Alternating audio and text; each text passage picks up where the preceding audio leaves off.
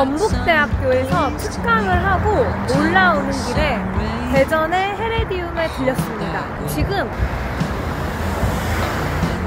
마르쿠스 리페르츠의 전시를 하고 있어요. 2월 28일까지이기 때문에 기간이 아주 많죠. 대전 근처 오시는 분들은 꼭 들리시면 됩니다. 여기는 마당에부터 작품이 있어요. 제가 제 유튜브에 이 헤레디움 건물의 역사를 이미 소개를 해드린 적이 있어요. 어떻게 보면 한국의 근대사의 아픈 상처를 다시 재건하고 봉합하는 그런 건물이에요. 요거를 제가 여기 마당에 있는 조각하고 함께 찍으면서 건물을 보여드릴게요. 와, 예쁘다.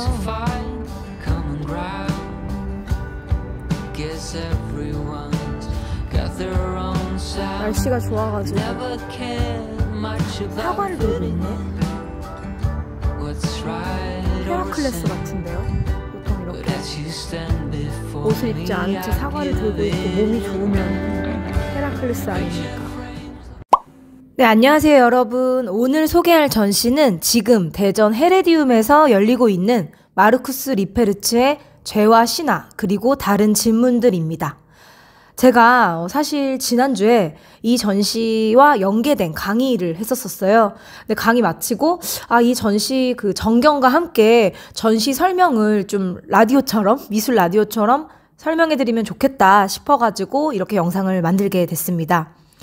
대전 헤레디움이고요. 서울 사시는 분들은 대전이 가까우니까 이제 한번 가서 보시면 좋을 것 같고, 저 같은 경우에는 다른 지역에 출장 갔다 올라오면서 들렸습니다. 헤레디움은 제가 안젤른 키퍼 전시 때도 소개를 해드렸지만 대전 동구 인동에 위치해 있고요. 과거에 동양척식 주식회사의 옛 건물을 복원해서 탄생한 상당히 역사적인 의미가 있는 건물입니다. 저는 개인적으로 좀 유명한 작가의 개인전을 진행하는 미술관보다는 비교적 한국에 좀 알려져야 할 저평가된 작가의 개인전을 진행하는 미술관을 상당히 좋아합니다. 독일 표현주의 거장 중 어쩌면 한국에서 가장 알려지지 않은 작가가 바로 제가 소개할 이 마르쿠스 리페르츠인 것 같은데요. 1941년생이고요. 한국에서는 미술관 전시는 헤레디움이 처음입니다. 그럼 갤러리 전시는 언제 했냐? 좀 조사를 해보시면 알겠지만 2006년도에 아라리오 갤러리에서도 이 작가의 전시를 한 적이 있습니다.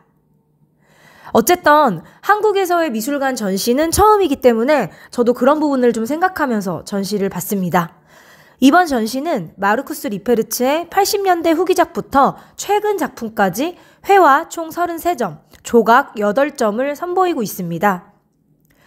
마르쿠스 리페르츠는 독일 현대미술을 대표하는 신표현주의 화가이자 조각가인데요. 실제로 이 작가가 좀 재미있는 게 스테인드 글라스 작업도 많이 하고요. 무대 디자인도 하고요. 시인이기도 하고 재즈 피아니스트이기도 합니다. 팔방미인이죠. 작가도 한국에 이 전시 때문에 처음으로 방문을 하셨다고 해요. 물어보니까 경복궁도 가시고 좀 재밌게 잘 방문하셨던 것 같습니다. 마르쿠스 리페르츠는 체코공화국인 보헤미아의 리베레츠, 즉 구동독에서 태어났고요. 어린 시절을 전쟁과 재건의 혼란 속에서 보냅니다. 그러다 보니 그의 예술적 시선은 이런 전쟁을 겪었던 자신의 역사적 맥락과 좀 긴밀하게 연결되어 있는데요. 독일이라는 나라가 나치즘과 그 전후 재건이라는 어두운 역사를 가지고 있잖아요. 그래서인지 리페르츠의 작품은 좀 밝은 기운보다는 상당히 깊이 있고 중후하고 철학적인 느낌이 강합니다. 1960년대 이후 독일의 젊은 화가들 중에서는 신표현주의로 분류되는 화가들이 참 많죠. 무조건 당시 유행했던 미국의 추상을 쫓아가는 것이 아니라 추상과 구상을 오고 가면서 본인 마음속에 이제 내재된 다양한 불안과 다양한 철학적 질문들을 작품에 많이 담는데요. 대표적으로는 한국에서도 이미 전시를 했던 그림을 거꾸로 그리는 바젤리츠라던가 안젤른 키퍼, 이런 작가들이 독일의 신표현주의 작가다라고 우리가 많이 이야기를 합니다. 독일 신표현주의는 20세기 후반에 등장한 예술운동으로 특히 70년대, 80년대에 활발히 활동한 젊은 작가들이 포함이 되는데요. 이 신표현주의 작가들은 물론 모두가 개성이 다양하지만 공통점은 본인에게 내재된 강렬한 감정 표현 또는 대담한 색채, 신화적이거나 역사적인 주제를 다루면서 과거 표현주의의 전통을 새롭게 해석을 합니다. 유럽은 앵포르멜, 또 미국은 추상표현주의, 예를 들어 잭슨 폴락이나 드쿠닌 같은. 하지만 이런 추상이 아닌 새로운 구상과 추상을 결합하면서도 상당히 강렬한 내적 메시지가 있는 이런 작가들이 이제 신표현주의 작가들로 상당히 많이 등장을 하는데요. 이들의 구상화는 전통적인 의미에서 재현적 구상과는 좀 다릅니다. 오히려 신표현주의 작가들의 구상은 내적 감정과 주제를 드러내기 위한 도구로 사용이 되었고, 때로는 이 구상화가 추상적 요소와 매우 결합이 돼서 형상 자체가 왜곡이 되거나 과장된 형태로 표현되기도 합니다. 즉, 신표현주의 화가들은 단순한 재현을 넘어서 강렬한 심리적, 정치적 메시지를 작품에 많이 전달을 합니다. 그래서 제 생각에 한국에서 바젤리츠라던가 키퍼 이런 작가들의 전시는 갤러리나 미술관 이런 곳에서 꾸준히 있었는데, 이 마르쿠스 리페르츠는 사실 전시를 거의 안 한 편이기 때문에 많은 분들이 좀 생소하면서도 낯설면서도 좀 흥미롭게 전시를 볼 수 있었던 것 같습니다. 리페르츠의 작업은 구상과 추상을 넘나드는 것이 상당히 큰 특징인데요. 어떤 작품은 상당히 구상적인 면모가 강하고, 어떤 작품은 과연 이것을 구상이라고 할 수 있나? 이거 완전 추상인데? 또는 형상인데? 이런 면모가 강합니다. 그 묘한 경계가 딱 정해지지 않고 약간 리드미컬하게 구상과 추상을 서로 오고 가면서 작업을 하는 것이 큰 특징이라고 생각이 듭니다. 우리가 리페르츠의 작품을 감상할 때 이제 꼭 알아야 되는 단어가 하나 있는데요. 꼭 알아야 되는 건 아니지만 자유롭게 감상해도 되지만 알면 재미있는 단어, 바로 디티람브라는 개념입니다. 리페르츠는 1980년대에 이 디티람브라는 개념을 회화에 도입을 하는데요. 이 디티람브는 고대 그리스에서 디오니소스 신을 찬양하는 즉흥적이고 열정적인 찬가를 의미를 합니다. 리페르츠는 이 개념을 통해 좀 추상적이면서도 구상적인 표현을 동시에 추구하고요. 회화의 본질에 대한 접근을 새롭게 시도를 합니다. 저도 이제 사실 디오니소스에게 늘 매력을 느끼는 사람이에요. 그리스 로마 신화의 신들 중에 정말 매력 있는 신들이 누구냐? 그럼 저는 헤르메스랑 디오니소스를 상당히 좋아하는데, 과거에 제가 어떤 책에서 인상 깊었던 부분이 있었는데, 그리스인들은 이 다양한 신들을 좋아하고 믿었잖아요. 그래서 당시에 본인이 좋아하는 신들의 이름을 따서 너는 디오니소스파야? 너는 아폴론파야? 이런 말들을 되게 자주 했대요. 나도 문화예술을 좋아하니까 나도 만약에 그 시절에 태어났으면 나도 디오니소스파였겠다. 이런 이야기를 한 적이 있습니다. 이 디티람브라는 개념을 제가 좀 더 철학적으로 혹은 회화에 접목한 사례들에 대해서 좀 탐구해보고 싶다. 이런 생각을 하면서 저는 전시를 봤습니다. 리페르츠는 회화를 위한 회화, 열정적인 회화라는 슬로건 아래 색과 형태의 상호작용 등 회화 매체 자체에 집중을 하는데요. 특히 전시장에 이제 그 와이파이 키면 오디오 가이드가 있어요. 그래서 사실은 도슨트 없어도 헤레디움 같은 경우에는 오디오 가이드만 들어도 한 40분, 50분 전시를 좀 재미있게 감상해서 볼 수 있습니다. 그런데 그 오디오 가이드에서 제가 좀 인상 깊었던 게 리페르츠가 했던 말이었거든요. 서사는 결국엔 표면적인 것일 뿐이다 라고 했던 문장이에요. 즉, 우리가 어떠한 구상회화를 볼 때 그 안에 스토리에 집중해서 보는 경우가 있는데, 리페르츠는 그 서사, 즉 그런 스토리는 사실 표면의 일부일 뿐이다 라고 이야기를 하면서 보다 회화의 본질에 집중을 하고자 합니다. 무엇인가를 특별히 서술하거나 묘사하지 않아도 그 회화가 갖고 있는 어떠한 다양한 그 요소들, 마티에르라던가 구도라던가 색채라던가 이런 것들의 어떠한 충돌을 보면서 작품을 보는 게 훨씬 리페르츠가 바라는 방향이 아닐까라는 생각을 하면서 전시를 봤어요. 서사는 표면일 뿐이다. 이 문장을 제가 좀 최대한 붙들면서 전시를 봐서 그런지 유독 리페르츠의 회화의 어떠한 본질이 저에게 많이 다가왔던 것 같습니다. 제가 이번 전시가 좀 더 재미있었던 건 바로 신화 이야기 때문인데요. 저는 항상 교육에 있어서도 그리스 로마 신화 또는 다양한 문화의 신화는 되게 본질적이라고 생각하고 상상력의 어떠한 총집합체라고 생각을 하기 때문에 늘 흥미로워합니다.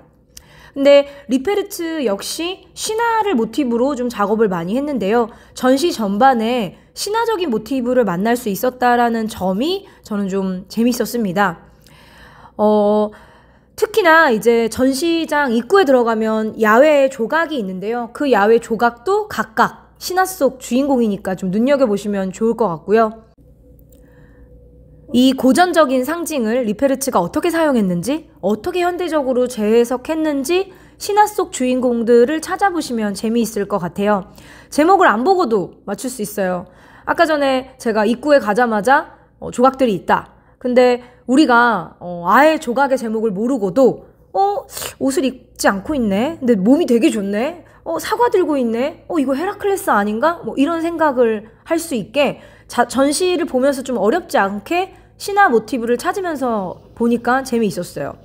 그리고 또 여성이 이제 나뭇가지와 함께 뒤엉켜 있는 모습, 이런 것들은 다프네 아닌가 하면서 완전한 상상보다는 약간 징검다리가 있는 상상을 하면서 전시장에 들어갔습니다. 신화 속에서 이 다프네라는 존재가 제가 상당히 좀 좋아하는 여성 캐릭터인데요.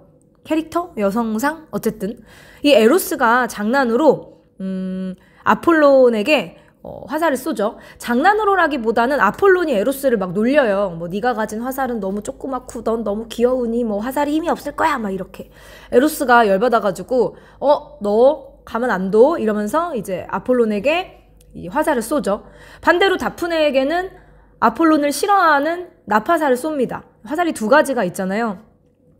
그래서 결국엔 에로스가 너 짝사랑이 얼마나 힘든 건지 내가 보여줄 거야 하면서 이제 아폴론에게 금화살을 쏘고, 반대로 다프네는 아폴론을 싫어하게 되는 납화살을 쏘면서 이 이야기가 전개가 되죠. 실제로 다프네는 독신으로 살고자 하기도 했던 존재예요. 그래서 누군가와 사랑을 하고 싶어 하지 않았고, 근데 아폴론이 금화살을 맞았잖아요. 너무 쫓아다니는 거예요, 다프네를. 막 사랑하고 애정을 갈구하니까 다프네가 나는 진짜 쟤랑 사랑하느니 차라리 내가 나무가 되는 게 낫겠어 결심을 하고 월계수가 됩니다. 그 아버지 강해신에게 기도를 하거든요. 그러니까 자신의 확고한 주장을 끝까지 외치고 실행에 옮기는 신화 속의 대표적인 캐릭터예요. 대부분 신화 속의 여성들이 제우스가 갑자기 뭐 겁탈을 했다 그러면 싫어하면서도 결국에는 못 이기는 척 황소 등에 타고 떠나버린다거나 사랑을 한다거나 이러거든요. 근데 다프네는 끝까지 아폴론의 사랑을 받지 않는 그런 모습이 좀 인상적입니다.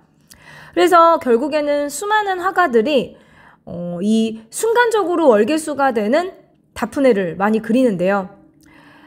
이런 것들이 이제 어떤 식으로 그리스 로마 신화가 그림 속에서 표현이 되느냐, 이런 것들이 되게 재밌는데, 대부분의 화가들은 이 어떠한 서사, 스토리를 다 그려요. 아폴론도 등장하고 도망가는 다프네도 등장하고 강해신도 등장하고 놀라는 님프들도 등장하고 에로스도 등장하고. 근데 리페르츠 같은 경우에는 오로지 다프네만 집중해서 그림을 그렸습니다.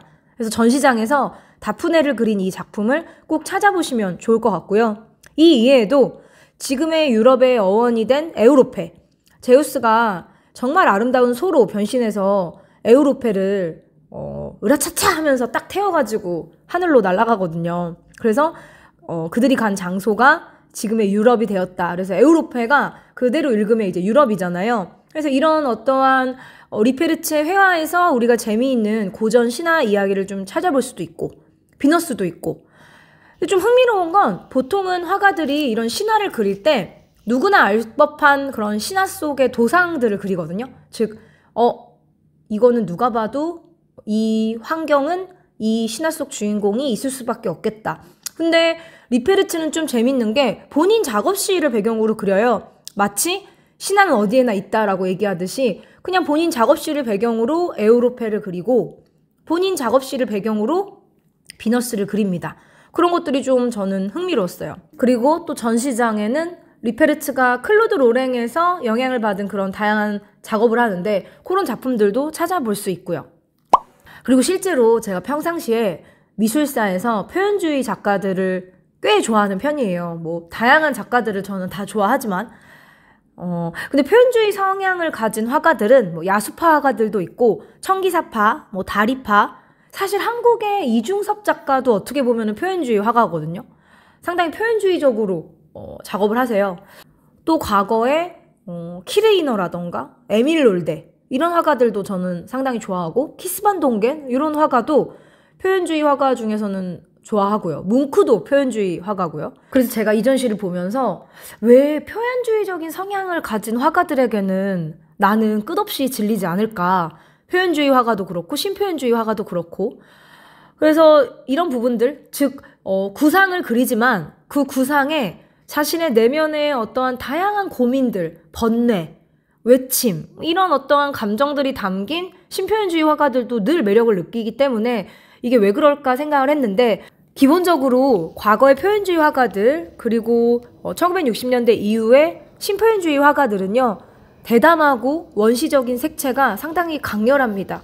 그래서 감상자로 하여금 와, 맞다, 회화는 이렇게 힘 있는 거였어, 아, 회화가 이렇게 멋있을 수 있구나, 그 힘을 좀 많이 느끼게 해주는 것 같아요. 그래서 우리가 정말 다양한 어떠한 미술 종류, 미술 사조 속에서도 표현주의적인 성향을 가진 화가들에게 매력을 느끼지 않나. 그래서 회화를 보면서 이 신표현주의 화가들의 망설임이 없는 표현, 이런 것들이 좀 감상자의 졸고 있던 내면의 어떠한 그런 자신감, 이런 것들을 살려주지 않나. 그래서 저는 표현주의 화가들을 볼 때마다 와, 진짜 회화다운 전시를 봤다, 회화다운 회화다, 이런 생각을 항상 하는 것 같아요. 제가 한 주에도 전시를 막 10개씩 보는데 어느 날 올리고 어느 날은 못 올리고 막 이런 게 많아가지고 자꾸 쌓여가지고 이렇게 미술 라디오처럼 후기를 녹음해서 연결하는 방법으로 진행을 하고 있거든요. 그래서 여러분들이 제가 본 전시를 여러분들도 혹시 보신다면 후기가 어땠는지, 소감이 어땠는지 함께 댓글로 좀 나눠주시면 좋을 것 같고요. 제가 지난주에 헤레디움에서 마르쿠스 리페르츠의 전시 연계 강연을 했고 1월 18일에 또 한 번 더 하거든요.